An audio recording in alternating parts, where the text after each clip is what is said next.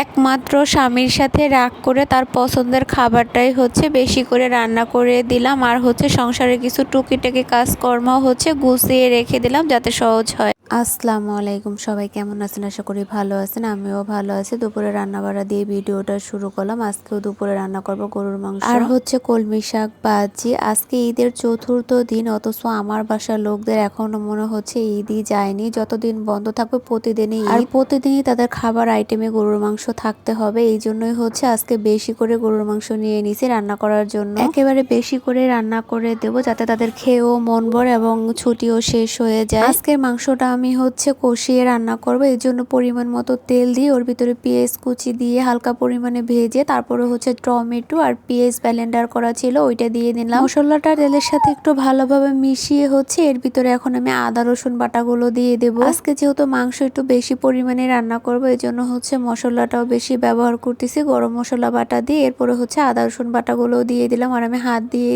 দিচ্ছি। বাটার মশলাগুলো ভালোভাবে কষিয়ে নেওয়ার পর হচ্ছে আমি এখানে শুকনো মশলাগুলো দিয়ে হচ্ছে এখন আমি ভালোভাবে কষিয়ে নিচ্ছি। মশলা যত কষানো ভালো হবে ততই তরকারির স্বাদ বেশি আসবে, এই জন্য হচ্ছে আমি মশলাগুলো খুব অল্প আঁচে দিয়ে ভালোভাবে কষিয়ে নিচ্ছি। মশলার উপরে তেল ছেড়ে দিছে, পুরোপুরি ভাবেই হচ্ছে আমার মশলাটা কষানো হয়ে গেছে। এখন হচ্ছে এর ভিতরে আমি মাংসগুলো সব দিয়ে নেব। আমি সব সময় হচ্ছে মাংসটা মাখিয়ে রান্না করি, মাঝে মধ্যে হঠাৎ দেখা যায় একটু কষিয়ে রান্না করে। আজকে ভাবলাম সব সময় একভাবে রান্না করলে ভালো লাগবে না, আজকে একটু কষিয়ে রান্না করি। মাংসগুলো আমার সব দেয়া হয়ে গেছে, এখন আমি মশলার সাথে ভালোভাবে মিশিয়ে নিচ্ছি। মাংসগুলো আমার সব দেয়া হয়ে গেছে, এখন মশলার সাথে ভালোভাবে মিশিয়ে হচ্ছে ঢাকনা দিয়ে ঢেকে রেখে দেবো। এরপর হচ্ছে আমি কলমি শাকও নিয়ে নিছি বেছে নেওয়ার জন্য। কয়েকদিন যাবত কোনো শাক খাওয়া হচ্ছিল না আর মাছ মাংস খেতে খেতে বিরক্তও লাগতেছিল, এই জন্য হচ্ছে আজকে একটু শাক ভাজি খেতে ইচ্ছে করলো, তাই যে সকাল সকাল নিয়ে আসছি। ঈদ ভাঙা বাজারে গেলে তেমন কোনো কিছু পাওয়াও যায় না। মাংসটা আমি হচ্ছে কষিয়ে ঢাকনা দিয়ে ঢেকে রেখে দেওয়ার পর হচ্ছে পানি বের হয়েছিল, ওই পানিটা দিয়ে মাংসগুলো আমি এখানে কষিয়ে নিচ্ছি। ঈদের সারাটা দিন হচ্ছে খাওয়ার জন্য আমি চাঁদ রাতেই বেশি পরিমাণে মাংস রান্না করে রাখছিলাম, কিন্তু দুপুরবেলায় শেষ হয়ে গেছিল। আমার দেবর আর আমার যা আসছিল ওদের জন্য হচ্ছে আবার আমার রাত্রে রান্না করা রাখছে, সেই তরকারি দিয়ে হচ্ছে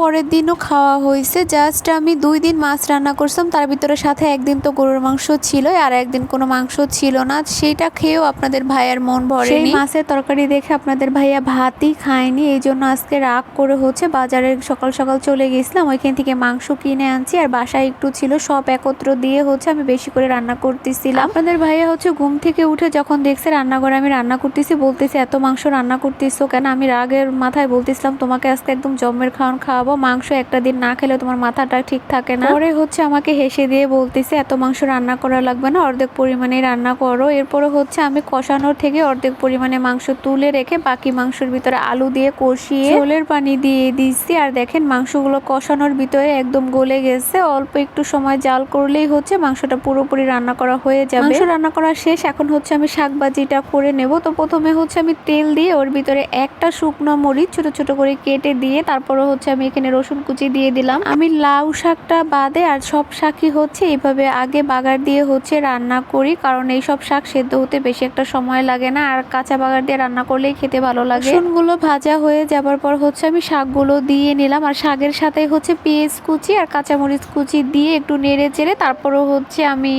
লবণ দিয়ে দিলাম স্বাদ মতো। কলমি শাকটা রান্না করতে বেশি একটা সময় লাগে না, অল্প সময়ে হয়ে যায়। এই যে আমার শাকটা রান্না করা শেষ, কলই শাকের মতো অল্প সময়ে হচ্ছে এই শাকটা হয়ে যায়। এরপরে হচ্ছে আমি তরকারির ভিতর ভাজা জিরের গুঁড়ো দিয়ে একটু গরম করে নিচ্ছি। আপনাদের ভাইয়া হচ্ছে সারা সপ্তাহে মাংস না দিলেও কিছু বলবে না, মাছ রান্না করে দিলে মন চাইলে খাবে, না মন চাইলে না খাবে, কিন্তু সপ্তাহে একদিন বন্ধের দিন তাকে মাংস দিতেই হবে। রান্নাবাড়া শেষ করে এরপর আর কোনো ভিডিও নেওয়া হয়নি। এইটা হচ্ছে রাত্রের বেলা আমি একদম সব কাজকর্ম নামাজ কালাম শেষ করে এখন বসছি। কিছু রসুন ছিল ফ্রিজে এনে রেখে দিয়েছিলাম, অনেকদিন হয়ে গেছিল, কিন্তু রসুনগুলো না ফ্রিজে থেকেই হচ্ছে কি চোষাগুলো একদম পচে গেছে, যেহেতু নতুন রসুন বেশি দিন ফ্রিজে থাকলেও ভালো থাকবে না। এই জন্য আজকে হচ্ছে দুপুরবেলা আমি বের করে ভালোভাবে ধুয়ে হচ্ছে পরিষ্কার করে নিয়ে এখন হচ্ছে আমি এগুলো চোষা থেকে আলাদাভাবে রসুনের কোয়াগুলো বের করে ফেলবো। এখন যেহেতু গরম পড়ে গেছে, আমাদের বাসায় আর কিছু রান্না হোক বা না হোক পাতলা ডালটা রান্না করতেই হবে, আর ডালের সাথে তো রসুনটা লাগবেই। এই জন্যই হচ্ছে বেশি পরিমাণে রসুন কিনে রেখে দিয়েছিলাম,